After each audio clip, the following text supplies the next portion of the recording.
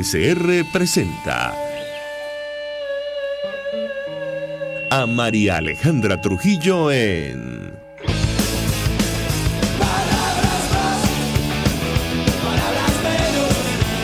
Palabras más, palabras menos.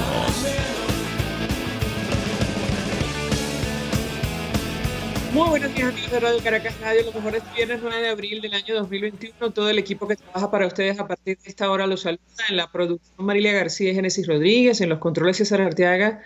Quien tendrá el inmenso placer de acompañarles, María Alejandra Trujillo. Saben, ustedes se pueden comunicar desde muy temprano a través de la cuenta en Twitter, @RCR750. Seguirnos por el Periscope. Por internet, rcr750.com, y el resto de nuestras plataformas digitales a través de TuneIn y YouTube. Escuchaban ustedes algunos titulares de los medios de comunicación nacionales, portales digitales. El caso de Venezuela no ha sido más destacada. Tiene que ver con este anuncio que no sorprende en lo absoluto sobre la producción de la vacuna cubana venezolano. La producción del antígeno cubano en territorio nacional fue concretada por las autoridades sanitarias de ambos países, y hay que decir, como lo han dicho las academias, los científicos, los especialistas en el tema, que se han cansado de pedirle a Nicolás Maduro que escuche sin ningún resultado. Se trata de un candidato a vacuna, por dicho. De hecho, cuando usted revisa la página de la Organización Panamericana de la Salud, ante la pregunta ¿qué vacunas han sido aprobadas y dónde?, allí la OPS lo deja absolutamente claro. A marzo de 2021, varias vacunas contra el COVID-19 autorizadas para su uso por algunas autoridades regulatorias nacionales. Además, la OMS también ha autorizado las vacunas Pfizer, BioNTech, a dos versiones de AstraZeneca Oxford, SK Bio y el Serum Institute de la India, a la vacuna de Janssen, que es la de Johnson Johnson. Esto lo haríamos nosotros. Para más información sobre dónde se han aprobado ciertas vacunas, bueno, te envía a una plataforma y allí uno ve con claridad cuáles son las vacunas del momento autorizadas por OPS, las que ya han sido autorizadas efectivamente por algunos institutos nacionales, pero no figura ninguna vacuna fabricada o elaborada por Cuba. Las 4 autorizadas por OMS son BioNTech, Pfizer, Moderna, Oxford, AstraZeneca y Janssen Pharma.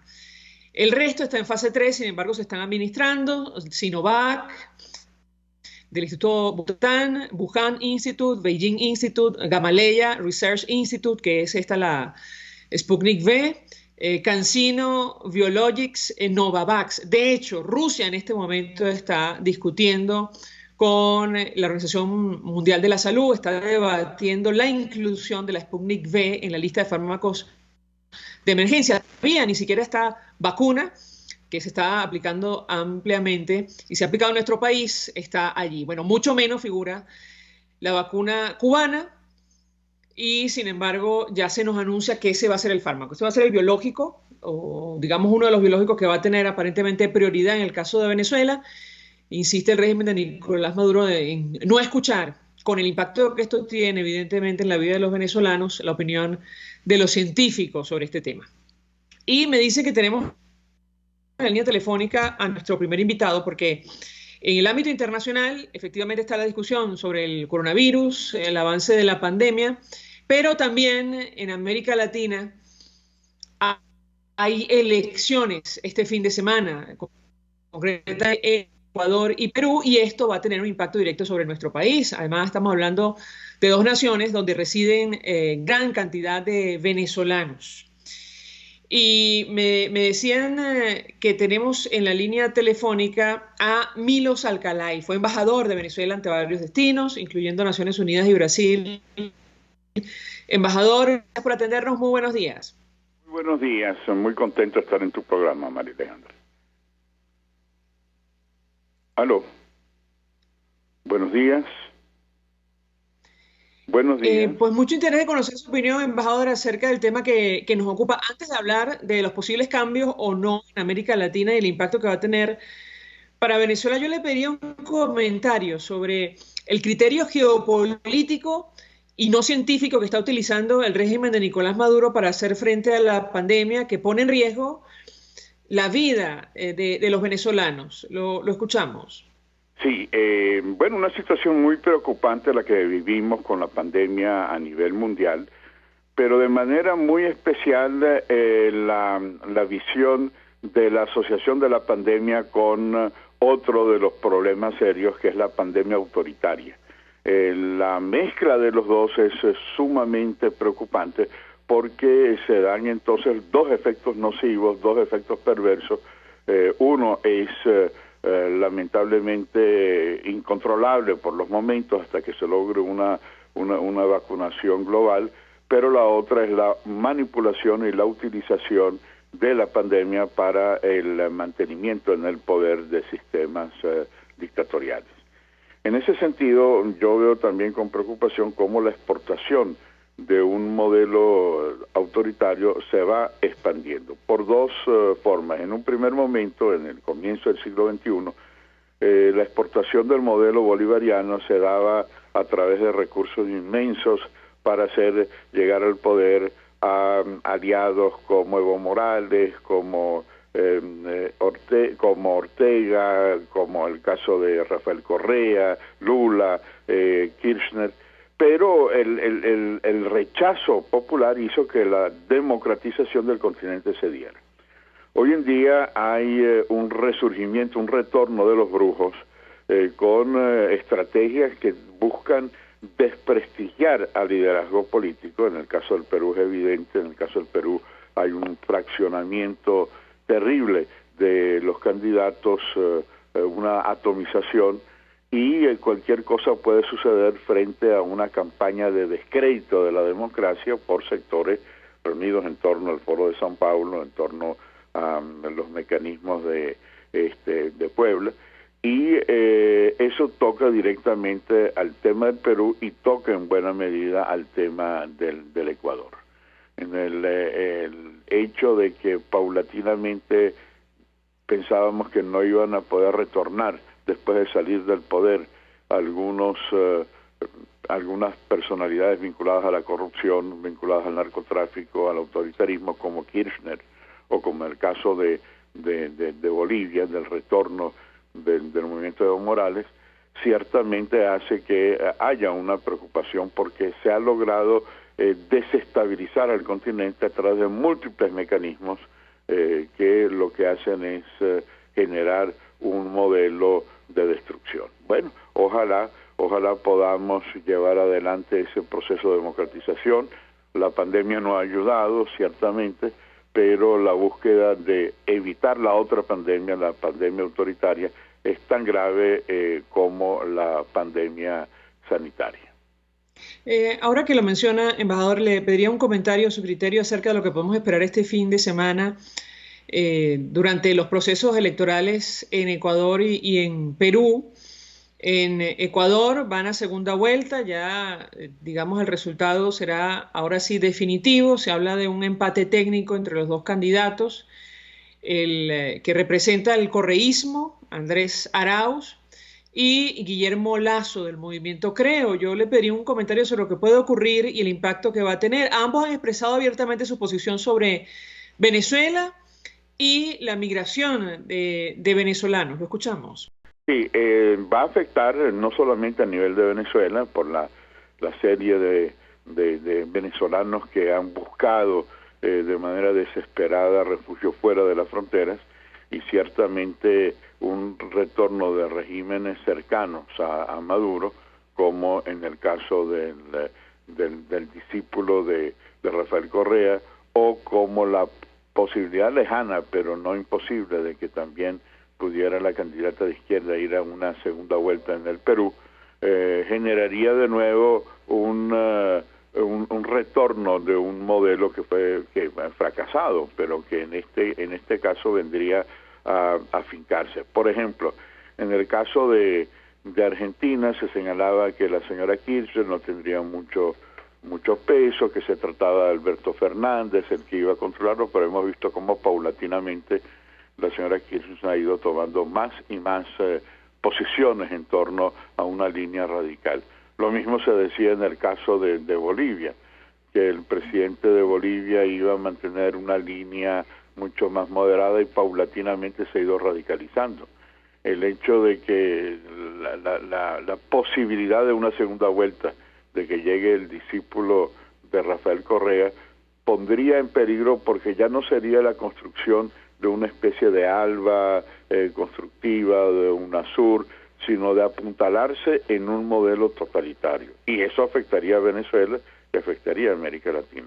De manera que yo creo que en Ecuador y en el Perú hay un debate muy importante, que es el debate de la democracia frente al autoritarismo, con la diferencia de que los regímenes autoritarios utilizan mecanismos democráticos para llegar al poder, y creo que en esta segunda vuelta de llegar al poder no van a ceder tan fácilmente como se hizo con la pérdida en Brasil, en Argentina, en Paraguay, en Honduras, en Ecuador, en Bolivia.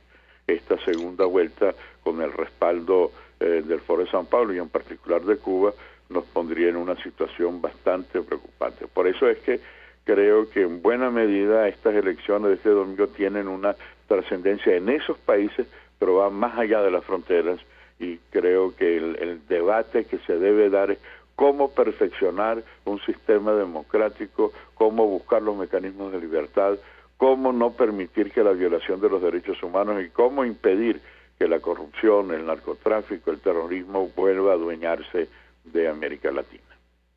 ¿Estaría en riesgo, embajador, entre otras cosas, el apoyo de los respectivos gobiernos de estos países hacia la causa democrática en Venezuela, correcto? Sin lugar a dudas, la causa democrática en Venezuela será apuntalar mecanismos que lo han anunciado además en las reuniones de Puebla, en las reuniones del Foro de San Pablo, el mecanismo de desestabilización de la democracia, porque va acompañado no solamente con el voto que podría tener las izquierdas, izquierdas entre comillas, porque esto no es izquierda, esto es una especie de toma del poder de regímenes muy cercanos a lo criminal, pero es la destrucción de los valores, con todas las imperfecciones, pero de los valores del pluralismo, de la libertad, de la democracia.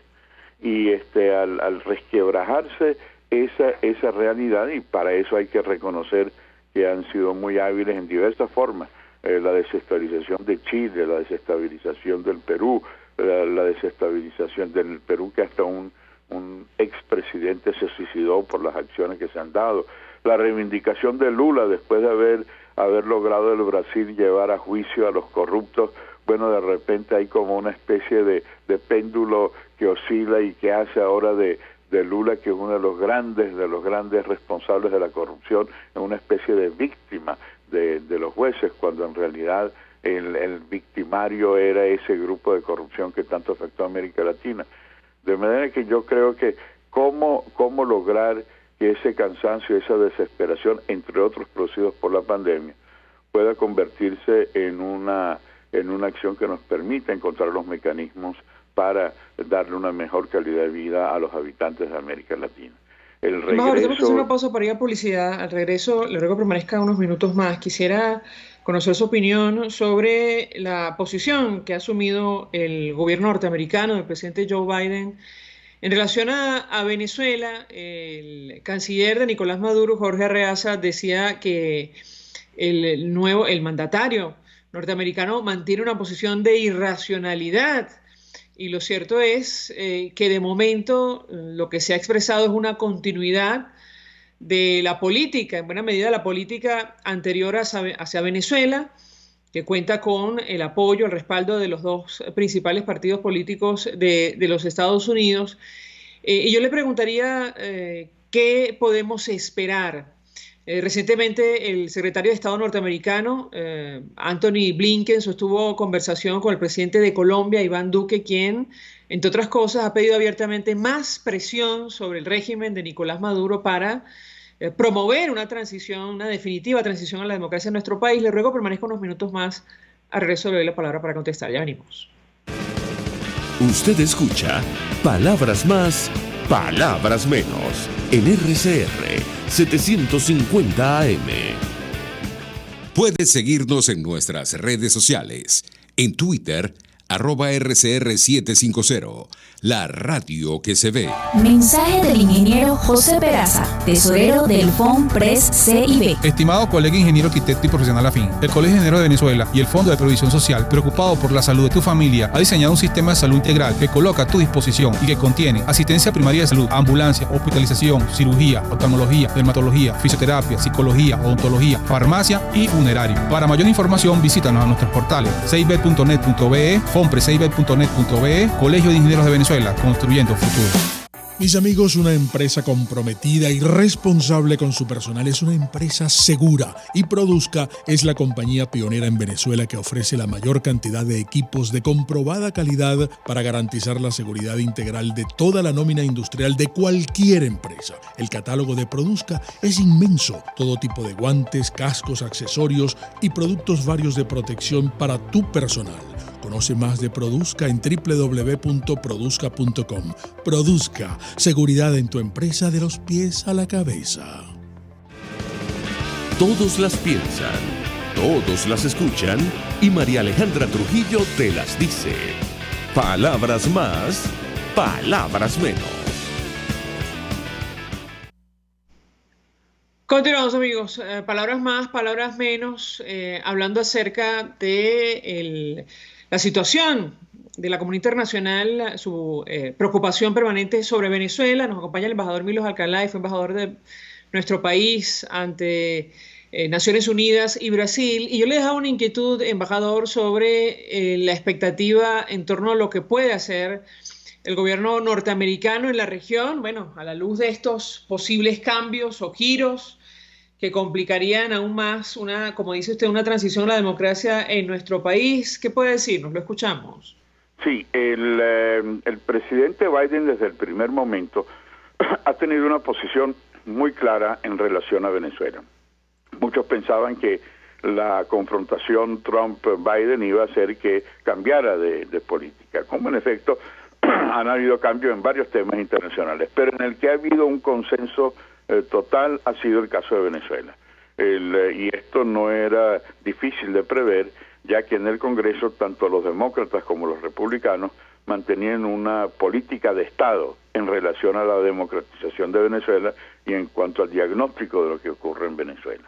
De manera que allí, desde esa perspectiva, no hay un cambio. Donde sí hay un cambio, y yo creo que eso es uno de los elementos que son positivos para el análisis futuro, es que había antes, en la época de Trump, sin negar esa solidaridad que Trump manifestó en el caso concreto de Venezuela, había varias estrategias que muchas veces se contradecían. Por un lado la Unión Europea, que no tenía buenas relaciones con Trump, con Estados Unidos; por otra parte el Grupo de Lima; por otra parte la Organización de Estados Americanos. Estaba resquebrajada una posición en donde en línea de máxima estaban de acuerdo, pero había una estrategia distinta. El hecho del acercamiento del presidente Biden a la Unión Europea, los contactos que ha tenido con los mandatarios europeos, los contactos y la preocupación que ha tenido con los gobiernos democráticos de América Latina, ha ido perfilando una estrategia común. Todavía estamos, no se ha logrado todavía el gran consenso, pero yo creo que va a ser uno de los grandes aportes, no solamente para Venezuela, sino que la visión de Biden hacia América Latina, precisamente por toda la presencia extracontinental y por todo el desequilibrio que han generado en América Latina, comenzaron a sentirlo también en los Estados Unidos, porque la estrategia del Foro de San Pablo no es solamente el desestabilizar las democracias en Ecuador, en Perú, en Chile, en los países de América Central, sino también apunta hacia los Estados Unidos. De manera que una relación de coordinación, un mecanismo de consenso que permita identificar el tema de América Latina, pero también el tema de Venezuela, va a ser sumamente ventajoso, porque es apuntar hacia los grandes principios consagrados en los acuerdos internacionales y en los acuerdos regionales. Embajador, el presidente de Colombia, quien sostuvo conversación con el secretario de Estado norteamericano Anthony Blinken, dijo en una entrevista al Mundo de España que hace falta más presión de la Unión Europea para que Venezuela recupere su democracia. Quisiera su comentario, lo escuchamos. Es parte de la necesidad de este consenso sobre el tema de Venezuela. Yo creo que hemos visto Y Europa hace algunos años, cuando se tocaba el tema de Venezuela, el diagnóstico era muy contradictorio. El Consejo de la Unión Europea decía una cosa, la Comisión decía otra, el Parlamento Europeo otra. Pero los ataques del régimen contra la Comisión, contra el Consejo, las acciones que han tenido de expulsar a la embajadora de la Unión Europea, las amenazas que han hecho a los embajadores de países como Francia, como Alemania, como el Reino Unido, que ya no es miembro de la Unión Europea, pero que pesa en el contexto europeo, ha generado una clara visión de la preocupación que debe existir una estrategia común. Y el acercamiento de Biden con la Unión Europea y el acercamiento también de países como Colombia, de América Latina, en ese contexto, va a permitir que esos mecanismos de consenso ayuden a la búsqueda de una solución democrática, de una solución que permita salir de una visión autoritaria como la que se tiene. Embajador, aprovecho para preguntarle, porque recientemente el presidente del Partido Popular Español, Pablo Casado, le pedía a Pedro Sánchez que invite a la cumbre iberoamericana que está convocada para el 21 de abril, me parece, que invite a Juan Guaidó en representación del gobierno interino de Venezuela. Yo le pediría un comentario, ¿qué podemos esperar en relación a ese tema? Creo que ya hay invitación pues extendida a Nicolás Maduro para que asista. ¿Qué puede decirnos? Lo escuchamos. Sí, yo haría el primer comentario. Hoy con las reuniones virtuales facilita mucho el que pudiera osar estar presente en un evento en donde sería rechazado físicamente. Es decir, el hecho de que Maduro se envalentone tratar de participar en una cumbre en donde no va a estar físicamente, lo ayuda, porque jamás se atrevería a presentarse con un rechazo mayoritario de los países de la Unión Europea.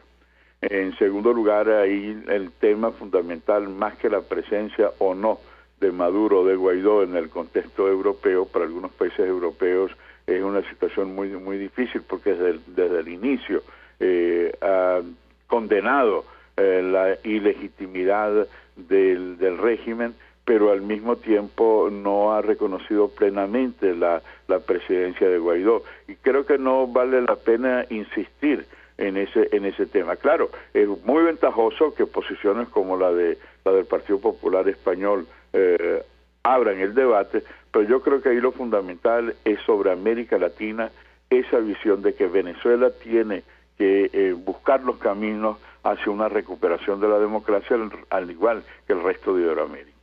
Ahora, la presencia usted, o no debe ser el objetivo fundamental, sino cómo apuntalar una estrategia común que defienda los valores y los principios de la libertad.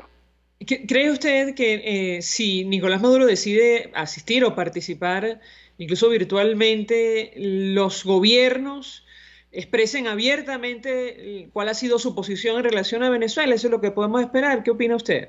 Sin lugar a dudas. Es decir, el hecho de si trata de irrumpir en una cumbre iberoamericana que se va a basar en los valores, en los principios de la libertad, de la democracia, y trata de presentarse en esa situación, lo que va a generar es el rechazo de países como Francia, como Alemania, como Holanda, como Bélgica, es decir, países que ciertamente más que una gracia va a ser una morisqueta, porque no puede en ese contexto de lo que significa la cumbre iberoamericana, los valores que ha adoptado la cumbre iberoamericana, presentarse con una visión en donde piense continuar con su diplomacia de confrontación, su diplomacia de violación de derechos humanos. Ahí intervendrán, más bien lo que va a hacer es puntualizar la presencia, las violaciones de los derechos humanos, la posición de la alta comisionada de derechos humanos, el Tribunal Penal Internacional y la necesidad de actuar, es decir, de tratar de imponerse en esa reunión en donde no cabe y no debe sentirse cómodo. Creo que va a generar más bien reacciones muy adversas. Embajador Milos Alcalay, 1.000.000 de gracias por atendernos, acompañarnos la mañana de hoy. Fue embajador de Venezuela ante Naciones Unidas y Brasil, expresando opinión y análisis acerca del tema que nos ocupa hoy en el programa, que tiene que ver con la comunidad internacional de nuestro país y los posibles cambios que pueden operar en algunas naciones latinoamericanas, producto de las elecciones que se celebran este domingo en países como Ecuador y Perú. Antes de hacer la pausa para ir a publicidad, comento información que se acaba de producir. Ha muerto el príncipe Felipe de Edimburgo. Él estaba muy enfermo, esto lo decimos nosotros. Ustedes recordarán, estuvo incluso pues en una clínica hace algunos días. El esposo de la reina Isabel, y lo tomo de La Vanguardia de España, la reina Isabel II de Inglaterra durante 72 años y príncipe consorte desde hace 69, ha fallecido esta mañana, y el impacto seguramente para la monarca británica va a ser importante, esto lo decimos nosotros. A punto de cumplir 100 años ha muerto Felipe de Edimburgo, esposo de la reina Isabel II de Inglaterra durante 72 años y príncipe consorte desde hace 69, según ha informado el Palacio de Buckingham. Su figura elegante, siempre 6 pasos por detrás de la soberana británica, ha marcado la reciente historia de Inglaterra, y su personalidad, no siempre políticamente correcta, aunque la granjeó algunas críticas, nunca opacó su papel público. Padre de 4 hijos, abuelo de 8 nietos y bisabuelo de 9 bisnietos, Felipe de Edimburgo era el decano de la realeza europea. Bueno, ha fallecido lamentablemente, según publica la prensa en el continente europeo. Vamos a la pausa, regreso, venimos con más. Estás escuchando Palabras Más, Palabras Menos, por RCR 750 AM.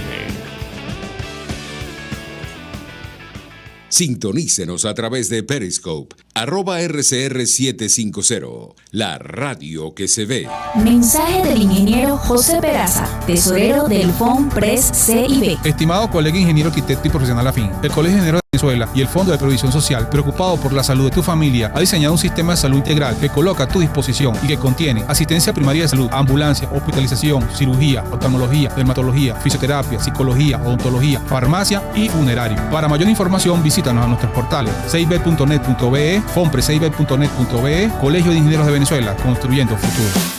Los trajes de baño Yuyu, diseñados por Georgiana Reyes, están confeccionados con las mejores telas importadas. Yuyu es el traje de baño bikini o entero, hecho especialmente para realzar el cuerpo de cada mujer, cortados y confeccionados uno a uno, con manos venezolanas, cuidando los detalles de cada prenda. ¿Cómo lo quieres? ¿A la medida o de su catálogo?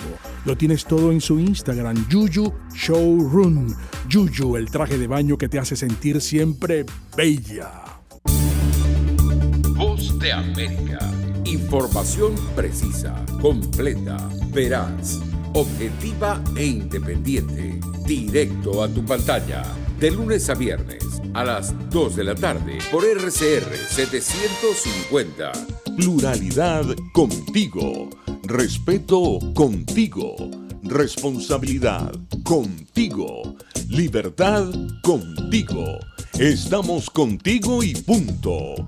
De lunes a viernes a la 1 de la tarde. Contigo.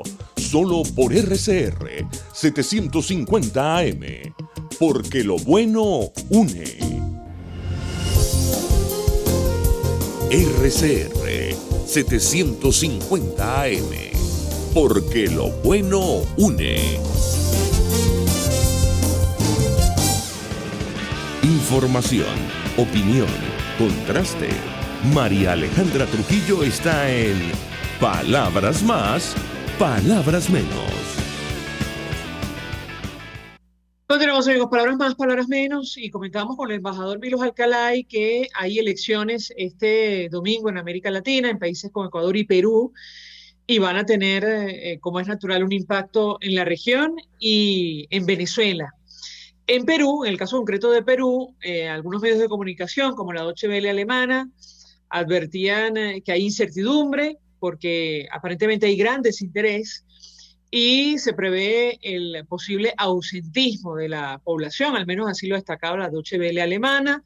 Ahora mismo hay un empate técnico entre varios candidatos, sin embargo ninguno tiene el porcentaje suficiente para imponerse en primera vuelta, y vamos a conversar sobre este tema con nuestro siguiente invitado. Carlos Escul es embajador designado por la Asamblea Nacional en Perú.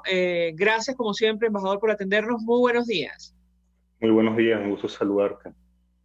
Pues mucho interés de conocer una primera valoración de su parte acerca de la expectativa que podemos tener en torno a estas elecciones, tomando en consideración los elementos que destaca la prensa internacional y aparentemente este empate técnico entre los 5 favoritos que no cuentan de momento con suficiente cantidad de votos para imponerse en una primera vuelta. Lo escuchamos. Sí, bueno, es algo inédito, ¿no? Para que tengas una idea, en las elecciones en Perú en el 2016, Keiko Fujimori, que fue la candidata que sacó más votos en la primera vuelta, pasó la segunda vuelta con un 38%, ¿no? Y aquí lo que hemos visto en las encuestas, como tú bien lo decías, es prácticamente un empate técnico, un quíntuple empate entre 5 candidatos, que, digamos, el primero, por decirlo así, digamos, tiene un tope, digamos, del 13%, ¿no? 12, 13%. Entonces, digamos, todo puede pasar, ¿no? Todo puede pasar este domingo. Al parecer es algo que se va a decidir el día de la elección. Eh, como te lo digo, sí, hay medios que dicen que hay desánimo, pero bueno, Perú tiene la particularidad que el voto es obligatorio, ¿no? Entonces, por más desánimo que pueda haber, puede suceder que mucha de esta gente que no ha decidido su voto, que hay encuestas que dicen que está alrededor del 28%, lo vayan a hacer y eso es lo que al final vaya a decidir la elección, ¿no? Entonces, lo que se espera es que sea una elección muy cerrada. Hay candidatos, digamos, que han fluctuado, ¿no? O sea, cada vez que ha aparecido una encuesta está de cuarto, luego aparece de segundo, de primero, vuelve a bajar. Entonces, bueno, va a ser sin duda un proceso muy interesante que parece que lo va a decidir los indecisos en esta elección, los que no han manifestado por qué van a votar, ¿no? Ahora, embajador, en Perú, como decíamos, y ha destacado la prensa internacional, opera la segunda vuelta electoral, ¿correcto? Sí, sí, sí. Es decir, que probablemente este domingo no se va a conocer, digamos, quién será el No, próximo presidente en ese país. no, claro, porque imagínate, si las encuestas dicen que el que va de primer lugar, el candidato que va de primer lugar tiene 13%, es muy difícil, ¿no? Cuando necesitas más, la mitad más uno de los votos para ganar la elección en la primera vuelta, que esto se vaya a decidir, que esto se vaya a decidir. La pregunta es quiénes van a ser esas dos personas, ¿no? Y yo creo que lo inédito está que quizás en procesos anteriores ese panorama estaba mucho más claro, ¿no? Porque habían candidatos que quizás despuntaban en las encuestas, pero lo que estamos viendo en este proceso es que eso no es así, que cualquiera puede ganar, que pareciera que va a ser una elección cerrada, pero además no solo hay elecciones presidenciales, va a haber elecciones para el Congreso.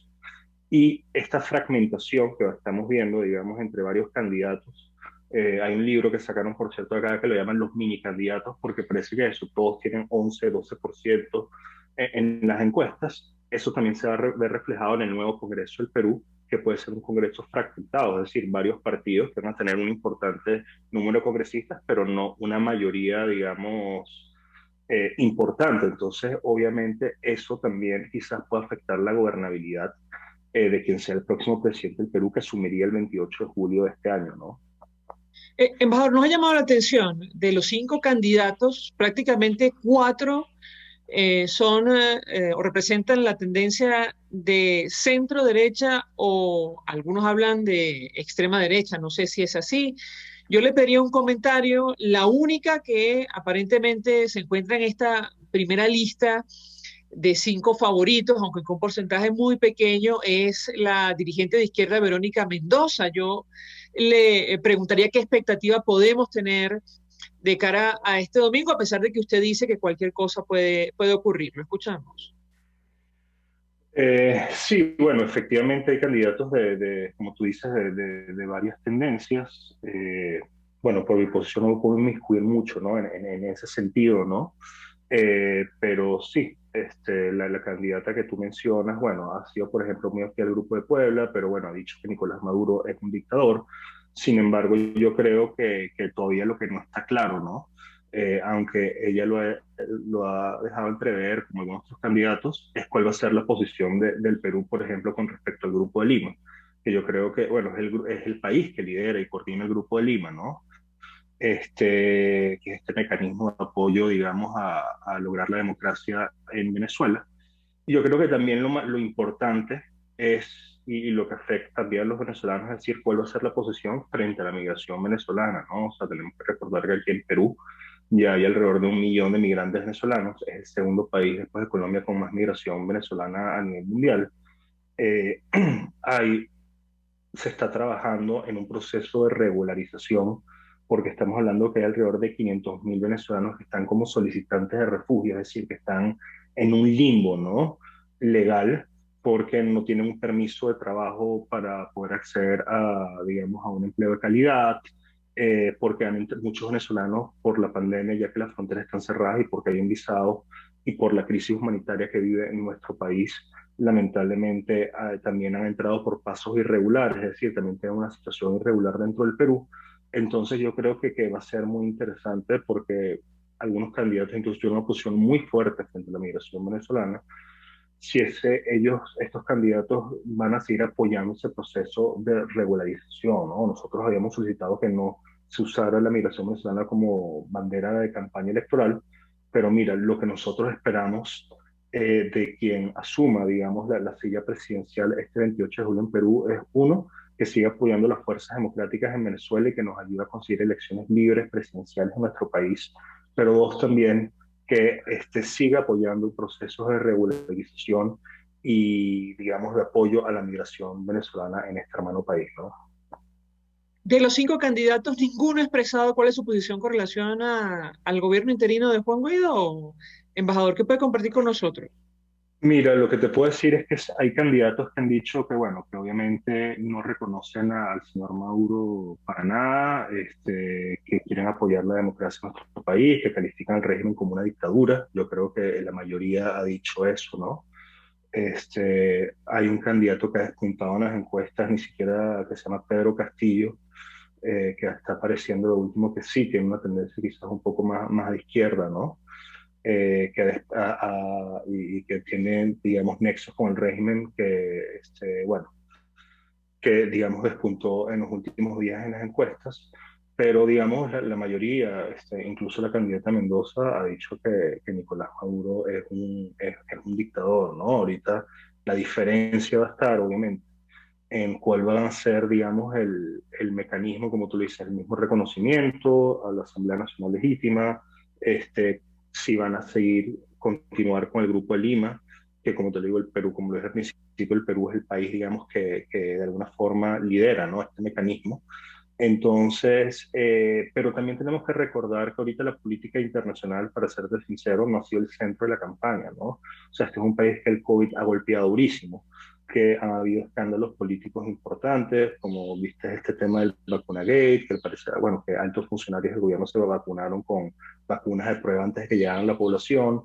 Es decir, lamentablemente, este hermano país también ha habido una crisis política importante, donde la pandemia ha tenido un impacto muy duro, ¿no?, en la economía, obviamente, en muchísimo en la vida, ¿no?, de las personas, muchas personas que han fallecido por esta enfermedad. Entonces, creo que el centro, digamos, de la campaña ha sido cómo vencer la pandemia en este país, ¿no? Sobre el tema de la vacunación, tengo que preguntarle, embajador, recientemente el comisionado para Asuntos Exteriores designado por la Asamblea Nacional, el diputado Julio Borges, ofreció una rueda de prensa hablando de una iniciativa denominada Hermanos para la ayuda de los migrantes venezolanos, que entiendo incluye la posibilidad de que reciban la vacunación contra el coronavirus en los respectivos países donde se encuentran. ¿Qué puede compartir con nosotros el caso de Perú? ¿Cuál es la situación sobre este tema? Lo escuchamos. Mira, bueno, sí, efectivamente el comisionado Julio Borges lanzó desde el gobierno interino esta iniciativa Hermanos, que es una forma de brindar ya un apoyo, digamos, ya a escala regional a los migrantes venezolanos, donde, bueno, uno de los temas a abordar sería el tema de la vacunación. En el caso del Perú, ya el gobierno del Perú ha anunciado que va a incluir a los migrantes venezolanos en el proceso, en las campañas de vacunación, ¿no? Y yo creo que eso fue muy importante. Ahora, estos procesos de vacunación van de la mano, digamos, con la campaña nacional, es decir, que incluyan los migrantes venezolanos no quiere decir que se les dé prioridad. Yo creo que lo importante es incluirlo en la fase que corresponde.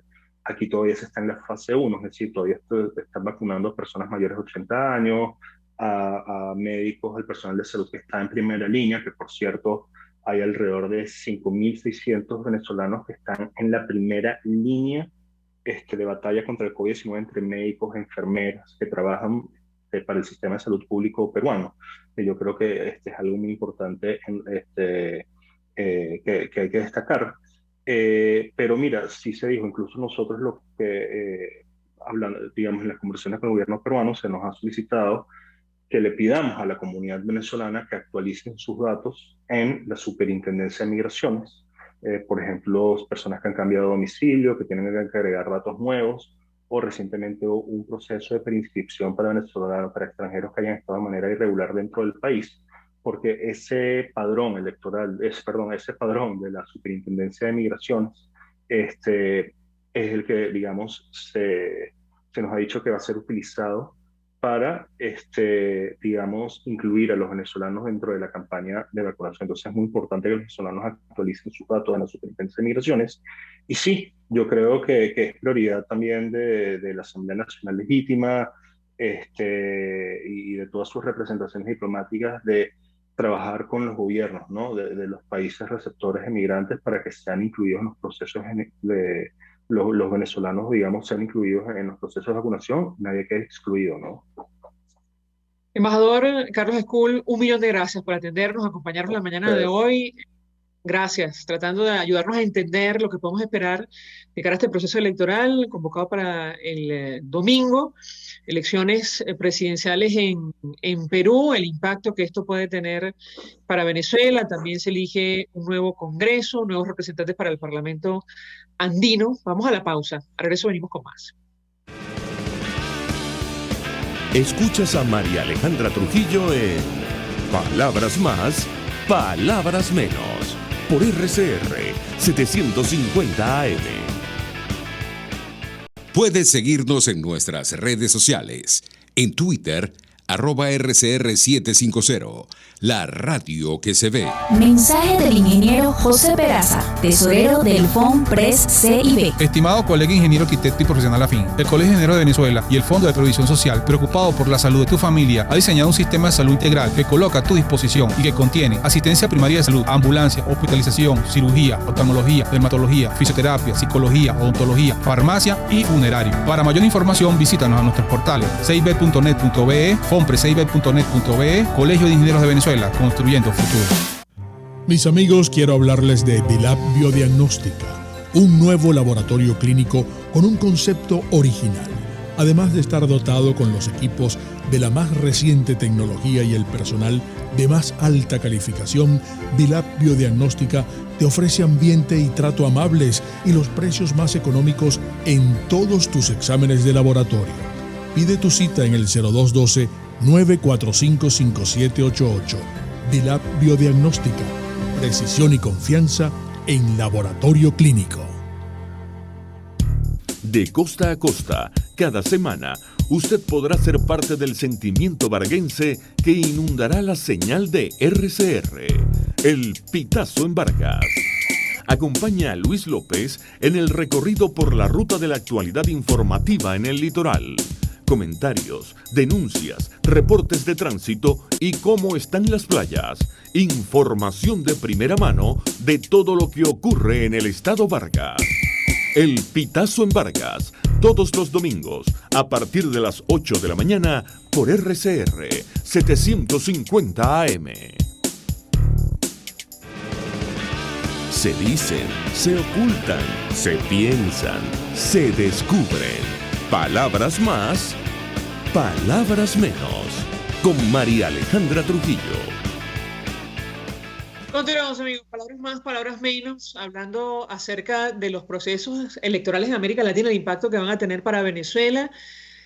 Conversábamos en el corte anterior con el embajador designado por la Asamblea en Perú. Ahora nos trasladamos a Ecuador. Allí se celebra segunda vuelta. Hay, según las encuestas, empate técnico entre el candidato del correísmo Andrés Arauz y el candidato del movimiento Creo Guillermo Lasso. Nos acompaña vía Skype el asambleísta reelecto Juan Fernando Flores, quien forma parte del movimiento Creo, es presidente del movimiento Creo en América, asambleísta electo para América Latina, el Caribe y África 2021-2025. Gracias por atendernos como siempre. Buenos días. Buenos días, María Alejandra. Igualmente a todos los que nos están escuchando, muchísimas gracias por esta oportunidad.